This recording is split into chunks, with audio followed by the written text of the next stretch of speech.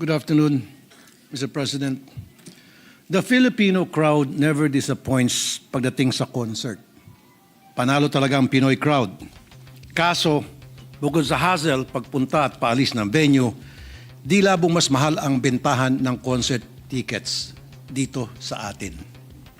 Tulad na lamang itong Blackpink concert, itong nakaraang weekend, Sabado at Linggo.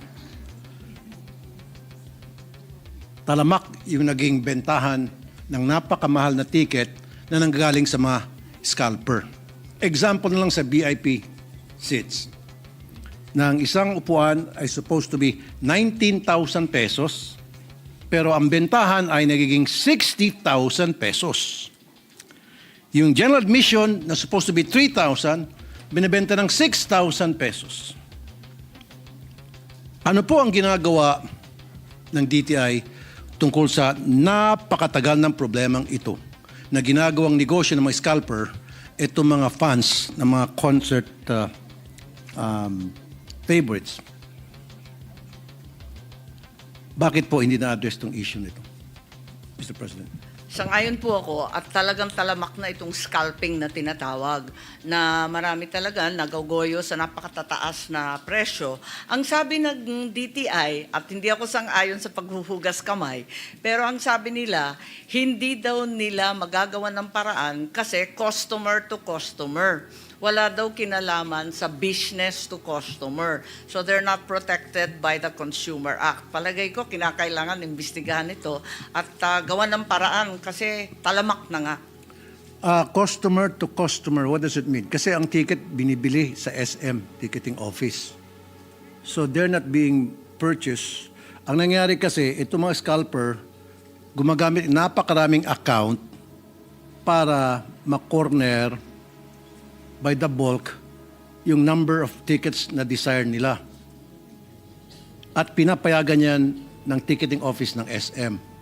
Wala bang way na ginagawa kayo monitoring to ensure na hindi dapat mangyari ito? Halimbawa sa ibang bansa, let's say sa Indonesia, pag ikaw ay pumasok sa concert, bumili ka ng ticket, of course, to credit card, ipapakita mo yung ticket mo, magpapakita ka ng ID, dapat yung ticket mo, nandun yung credit card number mo, at yung ID mo tumutugma. Dahil kapag hindi, hindi ka papasokin. In this way, totally ma-eliminate na natin yung mga scalpers. Madam President, Mr. President and Tama Madam po. Sponsor. Mr. President, that is correct. And the constraint is really in the law itself kung pwede natin amyendahan. Kasi right now, nakalimita siya sa business to consumer. Yung nanggogoyo o nag-overprice o substandard ang binibenta ng mga negosyo at binibenta sa consumer. In this case, whether online or in person, it's one consumer who bought the ticket and someone who's willing to buy it at a much higher price. So ang gusto sana ng DTI, tumihingi sila ng tulong natin na pwedeng palawakin itong consumer rights natin ngayon at isama na itong panggogoyo na consumer to consumer. Okay, what about kung makipag-coordinate ang DTI, Mr. President, Madam Sponsor, sa DICT para matrack down yung mga gumagamit ng napakaraming account at bumibili ng by the bulk ng mga concert tickets?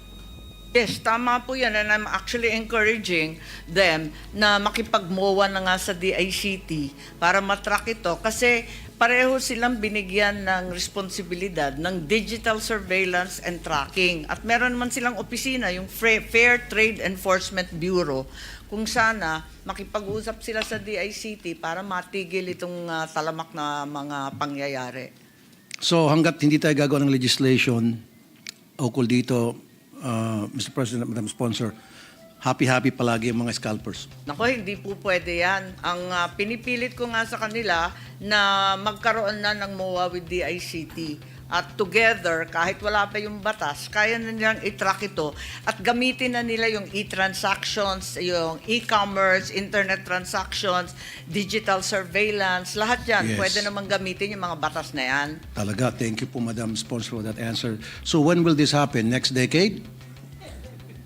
Kasi napakatagal na po nito eh. Matanda na tayo by the next decade, hindi Baka dapat. wala na tayong lahat dito, buhay pa rin mga scalpers. At Ama sasabihin po. ng DTI, gagawa namin ng paraan. O, With the gawan na permission ninyo of ng Senator paraan, sana. Rafi, with your permission and the sponsor. Yes, Mr. Unfortunately, wala po tayong Anti-Scalping Act. Ano? There were attempts in the past to legislate, pero wala, nothing has come out of it. Ang applicable lang na law dito yung Consumer Act of the Philippines. Ano? Please correct me if I'm wrong, DTI. Pero yun lang ang pwedeng i-apply. Pero malayo pa rin doon sa anti-scalping law. I think we should file a bill that should deal with the scalpers. Thank you, Mr. President. Yes, definitely. I'll talk to my legis team and draft a bill pertaining to that, the anti-scalping. Maraming salamat, Mr. President. At talaga i-fast track na natin yan. Pero habang wala pang batas, tulad nga ng sinabi ni Senator Tulfo, hindi naman tayo makapag-intay. Magmawa na muna sila sa lahat ng kinauukulan, katulad ng DICT. Okay, maganda po yan. Magmawa na muna. For the meantime, gawa ng paraan para nang sa gayon. Hindi naman naisahan yung mga bumibili ng concert tickets. Okay, now, bakit po dito sa Pilipinas ang mahal ng mga concert tickets? Halimbawa na lang sa Blackpink, yung VIP, yung SRP, na sample lang po to hindi ako nanood. I'm too old for this. Hindi ako nanood dito. Pero magagaling. They're good, I've heard they're good, they're pretty, they're good answers and stuff like that. But anyway, let's get to the topic now.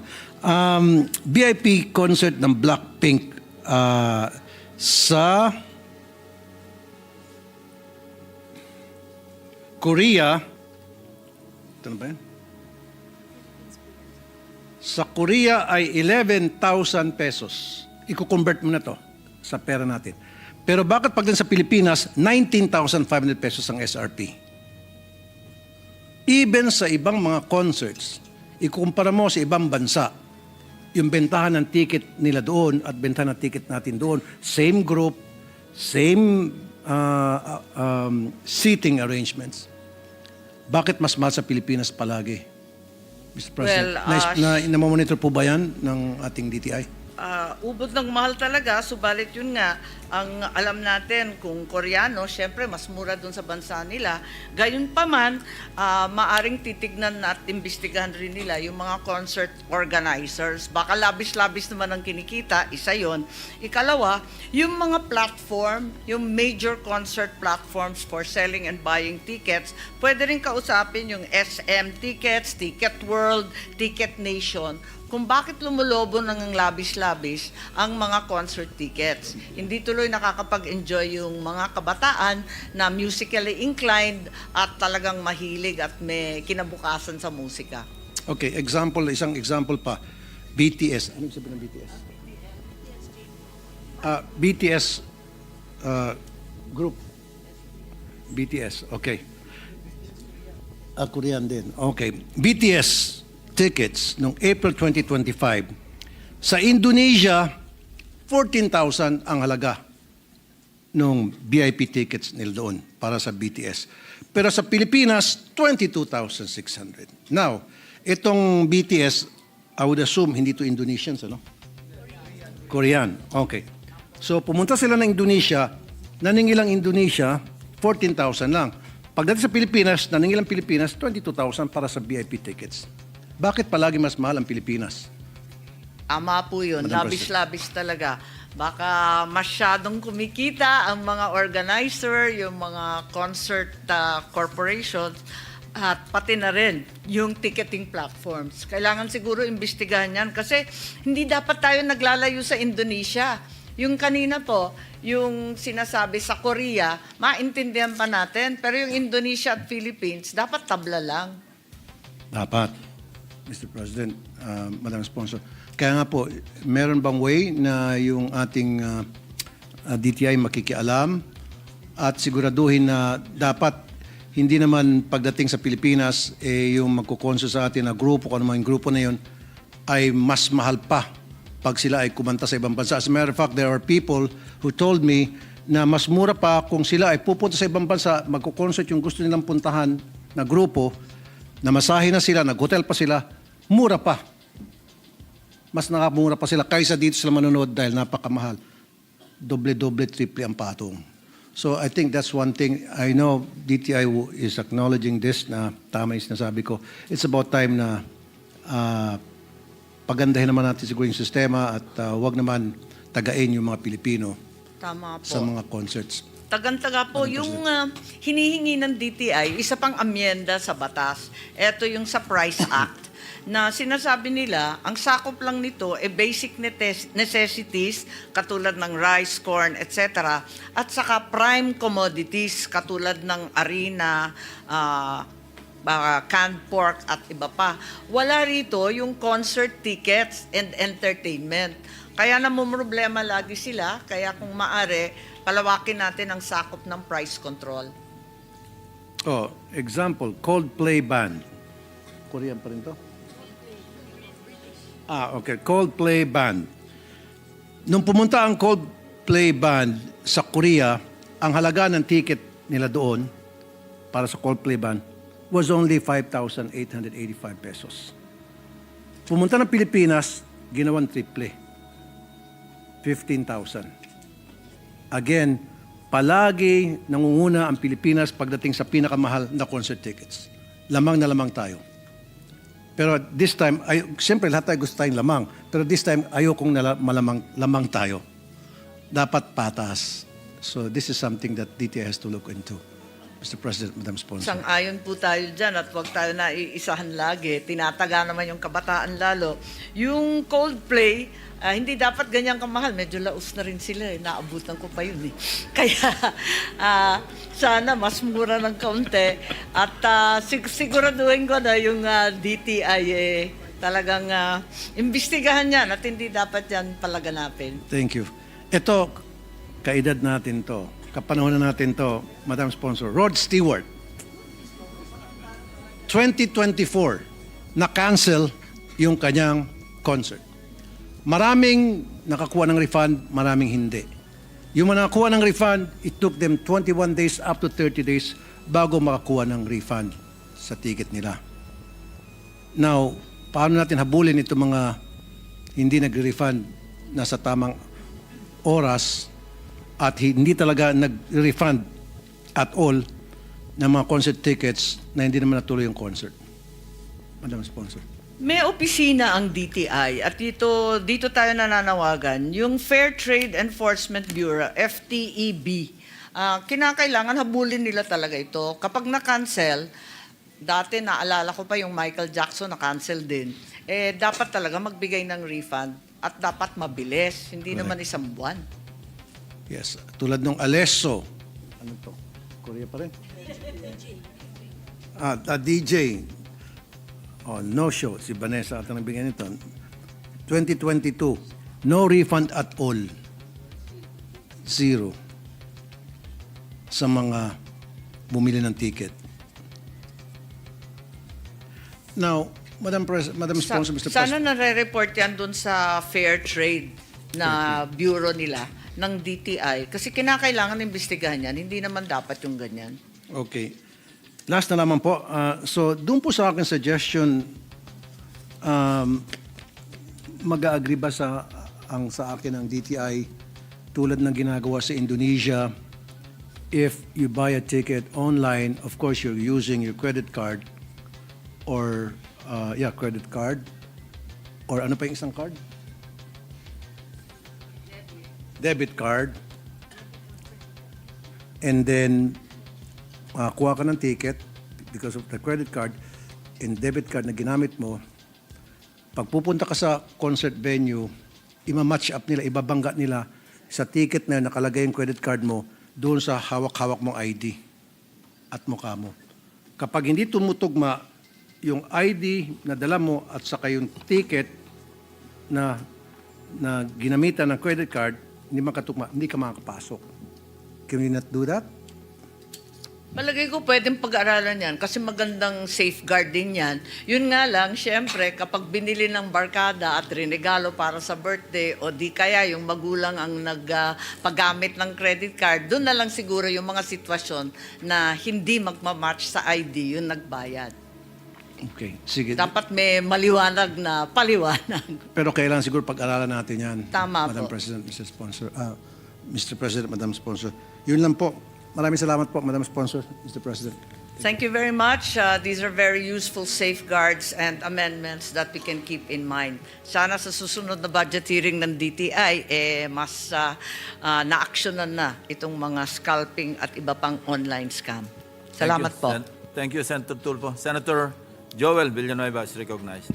Thank you, Mr. President. Distinguished sponsor, my seatmate since I started public service 24 years ago. May we know if our colleague, distinguished lady from Ilocos, would yield to some questions, Mr. President. Yes, certainly, Mr. President, I'm happy to attempt to answer the questions of the Honorable Villanueva. Thank you, Mr. President. Actually, I am not going to ask a lot of questions as let me state for the record that I've been very supportive of the budget of DTI and its attached agencies.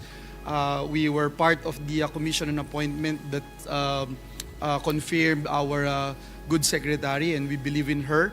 And we know that there's a lot of things that we can still do in order for us to help out our economy, especially this representation's advocacy, which is job generation and job creation. Mr. President, let me start asking questions on the issues raised by the honorable gentleman from Isabela, Senator Raffy Tulfo, with regard to scalping, Mr. President. Let me also point out, Mr. President, and we thank the Senate President Pro Temp for raising the issue that we indeed need a anti-scalping law, Mr. President. This representation filed Senate Bill number 556, Mr. President.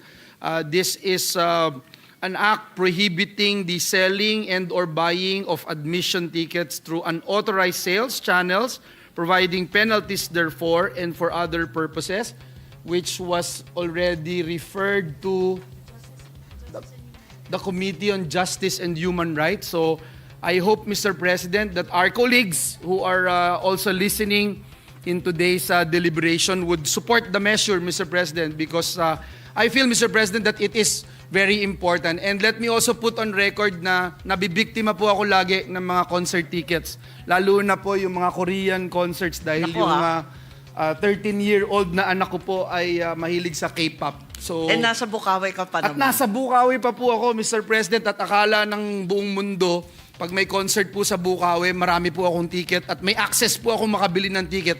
And, you know, Mr. President, unfortunately, despite the fact na we wanted to do something about this, it's also a fact, Mr. President, na pag mataas ho yung demand, talagang wala hong magawa yung mga customers, Mr. President. In fact, ako ho, lagi po, tuwing may concert po doon sa Bukawi, lagi ho ako natatanong, may access ka ba? May pwede ka bang mabilhan? Pati ho kasama natin dito sa Senado, Mr. President, tinatanong po ako. But unfortunately, wala po talaga. And magandang masabi po ito doon sa mga nakikinig. Wala ho akong access at hindi po